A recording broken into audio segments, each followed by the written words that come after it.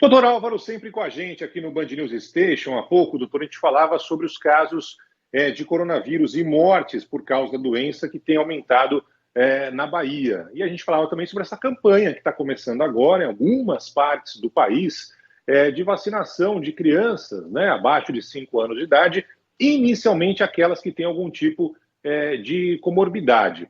Qual é a importância dos pais levarem essas crianças para tomarem a vacina, doutor? E também qual é a importância de tomar as doses de reforço? Afinal de contas, estou falando aí dos adultos, né? A gente tem visto esse número de casos e, infelizmente, de mortes também crescendo. Doutor Álvaro, bom dia. Bom dia, Barão. Bom dia para a Carla, para os nossos ouvintes. Bem, as crianças, sempre é um vespeiro falar de imunização em crianças, porque tem muitos mitos relacionados aos eventos adversos dessas vacinas, especialmente nesse grupo. Até uma certa resistência dos pais em acreditarem na eficácia, nos resultados de estudos, né? É importante falar que a Coronavac é o que está sendo aprovada para essa faixa etária, é uma vacina estudada, com pouquíssimos eventos adversos para esse grupo populacional e estudos feitos até nos países aqui da América do Sul, no Chile, mostrando redução de taxa de internação.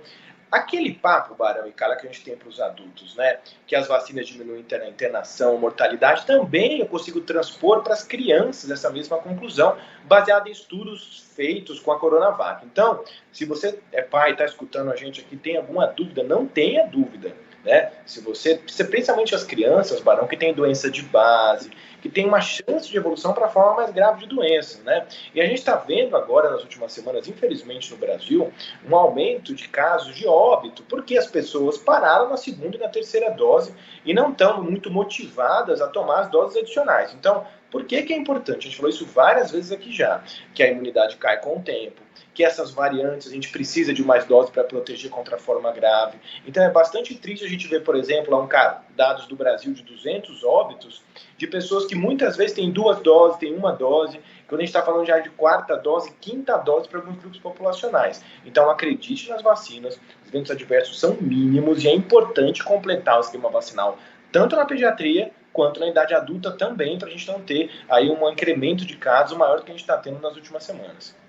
Doutor, aí acaba de chegar a pergunta do nosso ouvinte Dom. Tudo bem, a gente está falando, né, sobre vacinação de crianças, é um avanço muitíssimo importante, mas os adultos estão de olho também, né, nos próprios umbigos. Aí o Dom está perguntando, será que a gente vai ter 5ª dose da vacina? Já tem alguma conversa nesse sentido?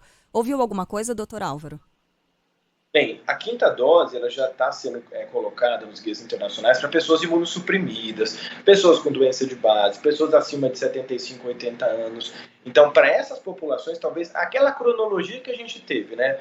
Quando a gente fez a primeira dose lá atrás, há 2 anos, que era primeiro para os idosos, primeiro para as pessoas com doença de base. Então, à medida que vai chegar, a 5ª dose ela vai chegar sim, vai ser primeiro para as pessoas com imunidade baixa, para os idosos, para depois caminhar para os adultos. Esses dias me perguntaram o seguinte, Carla, qual vai ser o planejamento para 2023 com relação à Covid e à vacina? Uma pergunta muito difícil, né? Porque a gente vai talvez caminhe com algumas doses sequenciais de reforço, até que a gente tenha, Carla, uma vacina de 2ª geração mais eficiente com relação à proteção, especialmente de variantes, que talvez dispense tantas doses. Então, a gente tem estudos da Moderna, da Pfizer, com essas possibilidades de vacinas com melhor performance, mas até então a gente precisa completar e provavelmente a gente vai ter, sim, vacinas de 5ª dose, especialmente para pessoas com imunidade mais baixa. É a mesma vacina da primeira dose, doutor? É exatamente a mesma fórmula? Ou ela vai mudando ao longo do tempo, sei lá, porque o vírus também é mutante? Como é que são essas doses todas? Ou tanto faz porque é o mesmo produto? Barão, você tocou no ponto-chave do problema. A gente está usando a cepa-RAM, as cepas que foram usadas para fazer as vacinas, de todas as tecnologias Pfizer, AstraZeneca, a vacina da Coronavac, eu utilizei, então, esse vírus. Só que o vírus foi evoluindo. Qual que é a ideia de vacina de 2ª geração, vacinas futuras? É usar exatamente o vírus que já tem essas alterações mutacionais, a Ômicron, especialmente nessas subvariantes da Ômicron, para ela ser a plataforma para fazer as vacinas de 2ª geração. Então, esse é um problema. A gente usa a vacina, a cepa lá de trás, e tem que fazer várias doses de reforço. Então, talvez uma vacina com a capacidade de produção imunológica mais duradoura seja um caminho para a gente não ter tantas doses de vacina para o futuro. Doutor, a gente pode mudar de assunto e falar sobre um outro vírus, o HIV, né, que nos anos 90 assustava demais, né? E parece que hoje em dia o pessoal não está mais tão assustado assim. Tudo bem que a gente tem formas de convivência, né, com esse vírus. Agora, queria que o senhor falasse, é uma sugestão justamente do senhor, da PEC para coquetel de prevenção do HIV, doutor Álvaro. Do que se trata e qual é a importância disso? Carla, recentemente a gente viu uma situação horrível, né? Aquela situação do estupro daquele médico anestesista, né? E isso é uma situação que, infelizmente, Carla e ouvintes, a gente tem um ambulatório no Hospital das Clínicas que atende vítimas de violência sexual, né? Que é uma situação realmente horrível no atendimento dessas pessoas. E talvez, além de todo o estresse psicológico e emocional que essa situação representa para esses pacientes, tem a questão da prevenção do HIV, né? Porque você tem que oferecer estratégias de prevenção pós uma violência sexual. E existe uma combinação de remédios, de um coquetel, que a pessoa faz uso num período de 28 dias, depois de uma situação de risco. Não precisa ser necessariamente uma violência sexual, cara. Às vezes uma situação sexual com muito risco de exposição, né? Às vezes um acidente com agulha, com uma fonte que possa ter o vírus HIV.